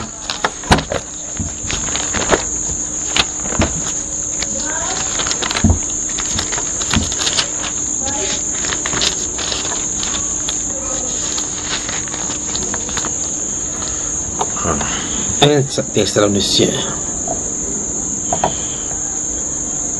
verset 19 et 20. Vers 1 Thessaloniciens chapitre 5. 5. Ok. Prenons le verset 16 à 22. 16 à 22. Il est écrit, soyez toujours joyeux. Oui. Priez sans cesse. Oui. Rendez grâce en toutes choses, car c'est à votre égard la volonté de Dieu en Jésus-Christ. N'éteignez pas l'esprit, ne méprisez pas les prophéties, mais examinez toutes choses, retenez ce qui est bon. Pourquoi? Abstenez-vous de toute espèce de mal. Le verset 20 et 21 encore, allons-y. Ne méprisez pas les prophéties, mais examinez toutes choses, retenez ce qui est bon. Pourquoi Paul le dit? Parce que à cause des choses justement qu'on a lues dans Deutéronome là, dans les différents cas, donc il faut vraiment prendre soin et être sûr entre les volontés parfaites et permissibles de Dieu. Lorsque nous partageons ici une fois concernant le cas de l'esprit de l'unité de la foi, nous parlions, tu as abordé le cas de Jambres et Jeannès qui avaient séduit. Nous avons abordé un des pans de ce que nous sommes devant maintenant, que l'endurcissement du cœur de Pharaon était fait à cause de ce prodige là. Et nous voyons effectivement que c'est exactement ce que La Bible en est reprochée ici. Les serviteurs de Pharaon, Janès et Jambres, faisaient des prodiges qu'en voyant, ça induisait le cœur des gens hors de l'Éternel. Tu vois cela, n'est-ce pas? Donc c'était effectivement des serviteurs, mais les prodiges qu'ils le faisaient étaient authentiques. Enfin, quand je dis authentique, ça veut dire que ça s'accomplissait véritablement. Ce n'était pas de la manipulation, parce que les musulmans, eux, ils disent que non, c'était les illusions. Donc ils frappaient seulement l'aveuglement. Les gens croyaient voir cela. Parce qu'ils disent que non, ils ne peuvent pas faire telle ou telle chose. Pourtant, la Bible dit qu'ils ont fait. Donc maintenant, c'était un signe pour montrer effectivement qu'en réalité, ils ont fait quelque chose qui était vrai. Maintenant, ils ont fait des choses qui étaient vraies jusqu'à un certain niveau. Mais il y a des niveaux qui ne peuvent pas arriver, que Dieu ne peut pas permettre qu'ils arrivent quand il s'agit de sa confrontation. Maintenant, verset 19 ici, n'éteignez pas l'esprit. Comment est-ce qu'on peut éteindre l'esprit? Comment est-ce qu'un être humain peut éteindre l'esprit? Et au moins encore, qu'est-ce qu'un peu est passé éteindre? On suppose, quand on a la lumière telle que c'est allumée, on appuie sur l'interrupteur, ça s'éteint. Comment est-ce que, par nos actions, est-ce qu'on peut éteindre l'esprit? On peut éteindre l'esprit puisque l'esprit doit marcher avec la parole.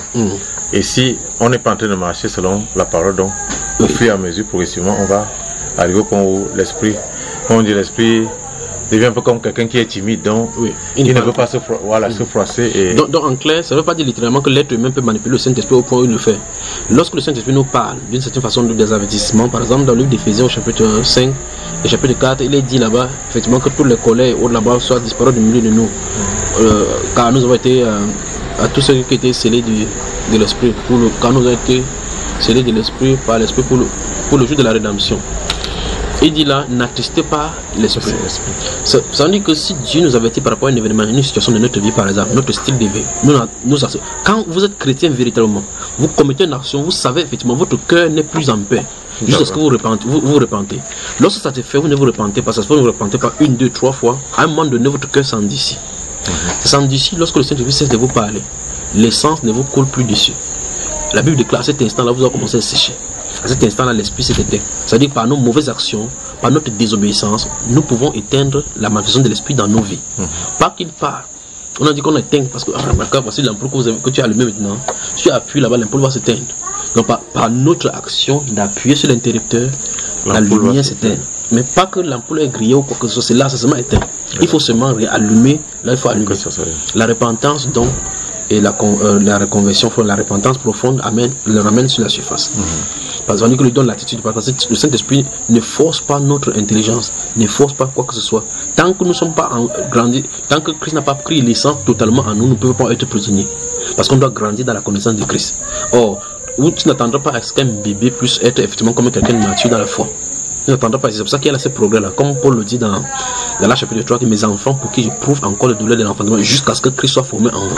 Il dit, jusqu'à ce que Christ soit formé en vous. Ça, c'est au chapitre 4. Plutôt au chapitre 3, il dit que Christ, par la prédication, Christ produit des miracles au milieu d'eux. Voilà. Tu vois cela? Donc le Saint-Esprit n'était pas encore plein en eux, tel enseigne qu'ils puissent s'auto-gérer. Par conséquent, on pourrait encore venir les manipuler, malgré qu'ils avaient le Saint-Esprit. Donc par nos fautes et par toutes ces choses que nous avons fait dans la dénonciation de la parole, le Saint-Esprit c'était... Il y a des gens par exemple qui commencent leur vie des fois avec le vent en poupe. Ils ont des songes, ils ont des ceci. Subitement ça s'arrête. Quand c'est comme ça, il faut rentrer dans le secret et surveiller minutieusement nos styles de vie. Il y a un style de vie qui a griffe. Je ne sais pas si griffe c'est en anglais, en français, tu griffe. Il a causé une griffe, il y a quelque chose qui a bloqué son vie. Oui. À cet instant-là, on commence à se rendre compte. Ça peut être par exemple d'une désobéissance qu'on prend la parole chaque fois pour courir pour aller prêcher aux gens sans demander son avis. Bye bye, bye bye. Bonne soirée, bonne soirée. Et par conséquent, en faisant comme ça, on prend le devant. Alors que c'est le Seigneur qui doit marcher au devant de nous. On passe sans lui en demander, sachant que, se disant qu'en réalité nous partons gagner les âmes pour lui. Nous allons gagner les âmes pour lui, oui, mais selon sa volonté. Une fois de plus, on doit marcher. Selon que c'est Christ qui doit marcher devant nous. Nous n'allons pas marcher, il marche derrière nous. Donc il prend ces 6 mois pour expliquer ces choses parce que beaucoup de personnes ont des freins en disant que c'est quoi éteindre l'esprit. On peut éteindre l'esprit par nos mauvais comportements, principalement par la désobéissance au commandement du Seigneur. Bye bye. Bonne soirée à vous. Et que le Seigneur vous accompagne. Alors, par notre façon, par notre manque de consistance dans la voie de Dieu, on peut éteindre l'esprit. Quelqu'un qui a des songes. C'est pour ça que lorsque quelqu'un a une vie de prière véritablement développée, Satan fait tout pour éteindre la vie de prière. Parce que dans la vie de prière, vous développez, ça vous permet de mettre en communication avec le monde spirituel. Par conséquent, vous pouvez voir ses actions. Quand il y a des plans, Dieu trahit ça entre tes mains. Tu vois cela, il n'aime pas ces gens-là. Qu'est-ce qu'il fait? Il fait tout et tout peut-être distraire pour que tu entres dans la distraction, dans le standard. Que quand tu commences à chercher le travail, tu restes comme ça. Un jour, il frappe, tu n'as pas de pain pendant 1 semaine. un de tes voisins vient te dire, même les chrétiens disent que non, reste là, tu pries toujours, tu crois que la manne va tomber du ciel. Tu dis, hey, la manne tombe du ciel. Je crois qu'il a raison. Après tu quittes. Quand tu vas dans le travail, tu dis, ah, effectivement, le travail, Satan s'arrange, est-ce qu'au moins là, tu trouves le travail rapidement pour que tu ne le déranges plus dans la prière. Pourtant, là-bas, c'est Dieu qui t'attendait. Oh, le Saint-Esprit te dira, non, ne peux pas le faire. Ne peux pas le faire. Justement. Là, subitement, tu n'entends plus seulement. À un moment donné, tu rentres du travail, tu dis, c'est toi qui as dit que l'on mangeait à la sueur des enfants. Tu as dit qu'on travaille de ses propres mains. Tu vois ça, frère? Et ça dit qu'il ne faut pas travailler, que non. Mais toute chose qui se met au devant de nous et qui crée obstacle et brise notre communion avec le Seigneur est un obstacle qu'il faut enlever. Ou mieux qu'il faut manager véritablement. Amen. Amen. Et bon, ici, il est dit ne méprisez pas les prophéties, mais examinez toutes choses. Il n'est pas dit examiner les prophéties, il est dit toutes choses. Y compris donc les prophéties. Retenez ce qui est bon. Ouais. Amen. Amen. Oui, justement, la petite parenthèse qu'on a fait concernant l'éteint par l'esprit. Parce qu'il y a souvent c'est souvent difficile à cerner entre justement quelqu'un qui a eu l'esprit et qui l'a éteint et quelqu'un qui... Parce qu'en fait, même si on a l'esprit, il faut qu'on soit en maturité pour pouvoir... Oui, il faut grandir. Voilà, parce que sinon, celui qui a l'esprit et qui n'est pas maturé est parfois même comme quelqu'un qui n'a pas eu l'esprit. Par contre, cette personne peut avoir eu l'esprit, mais c'est juste éteint. Et absolument, parfois, voilà, absolument. Il faut seulement réveiller. Établir donc la différence entre les deux personnages. Voilà, n'est pas souvent facile. Et comme on est dans Thessaloniciens, là, parlant des prophéties, je voulais lire ce qui est dans 2 Thessaloniciens qui concerne l'apparition de l'homme impie. Absolument. Parce qu'on dit que quand il va apparaître, justement, ça va se faire par la puissance de Satan. Verset 9 là. Oui. Voilà, avec toutes sortes de miracles, de signes et de prodiges mensongers. Pour ceux qui périssent. Voilà. Alors, et avec toutes les séductions de l'iniquité pour ceux qui périssent. Parce qu'on dit ici que les miracles, les signes et les prodiges sont mensongers. Mais pourtant, ça se produit. Voilà.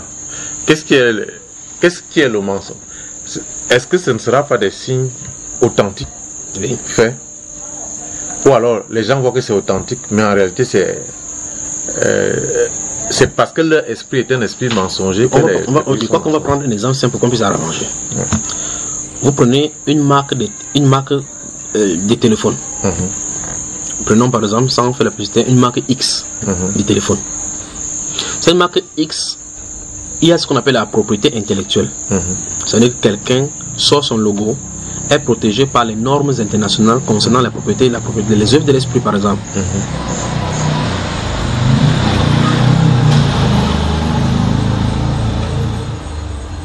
Lorsque cette personne s'y met son gadget dehors, on va prendre cela parce que pour ceux qui sont dans les différentes ventes vont me saisir ce que je viens de dire. Lorsque cette marque de téléphone X est produit, ça c'est l'authentique, c'est l'original. Ça a les caractéristiques de l'original. Exactement. Lorsque quelqu'un veut faire un style de téléphone en modèle et copie de cela, il fait ce téléphone de telle enseigne que lorsque vous ne connaissez pas les marques de l'authentique ou bien encore les caractéristiques de l'authentique, on vous place avec le vrai et le faux, on ne peut pas distinguer lequel. Mais bon, pourtant quand vous allez avoir le téléphone, ce téléphone vous pouvez utiliser certaines applications tout comme cela se doit, mais c'est un faux.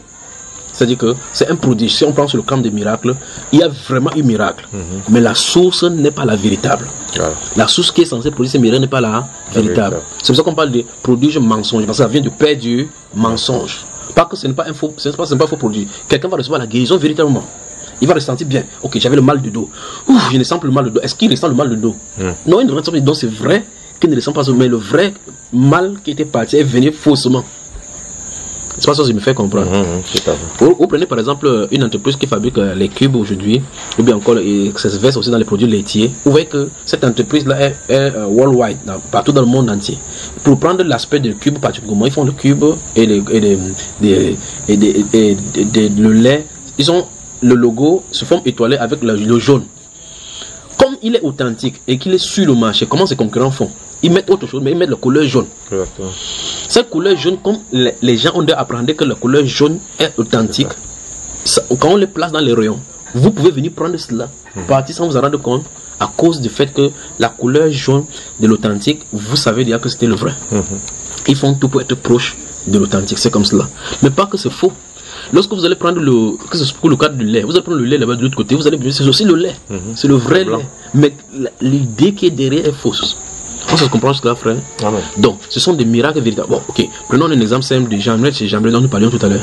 Leur bâton, c'était transformé en serpent. Hein? Exactement. Exactement. Le même serpent. Pour Moïse, c'était transformé en serpent. Hein?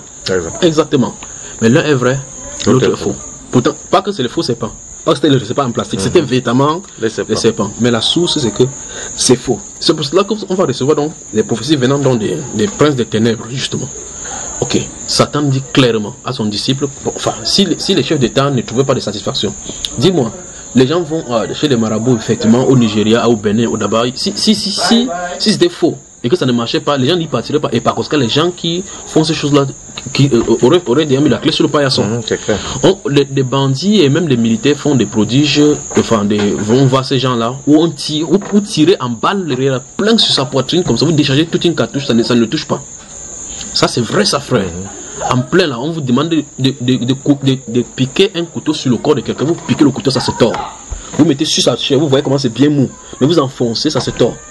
Parce qu'il a fait un style de prodige sur son corps, de protection sur son corps où les fers ne peuvent pas y entrer. Pas vrai, frère? C'est authentique. Mais cet authentique là vient de la source qui est mauvaise. Amen. Amen. Autre chose. Je crois que c'est bon là. Donc, en résumé, on résume quoi? On résume justement ce volet important qu'on a commencé à aborder, oui, qui concerne les prophéties.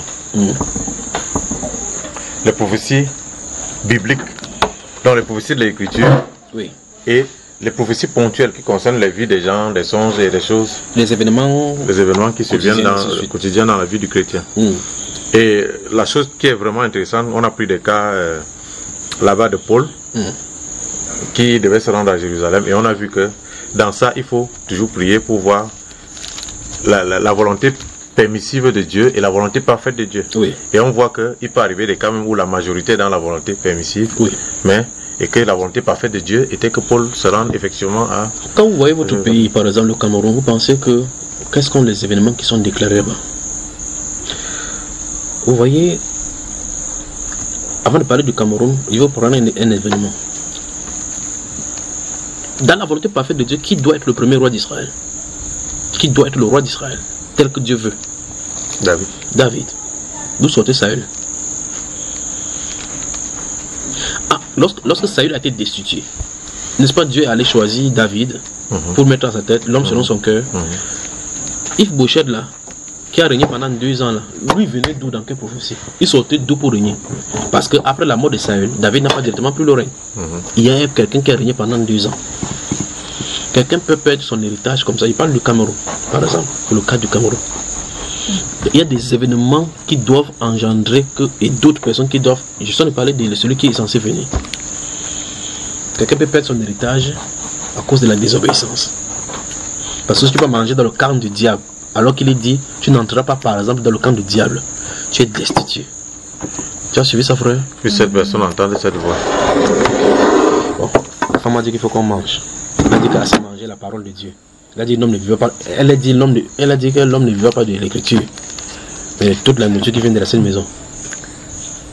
Ok, on mange alors. Bon appétit, mon frère. Merci, mon frère.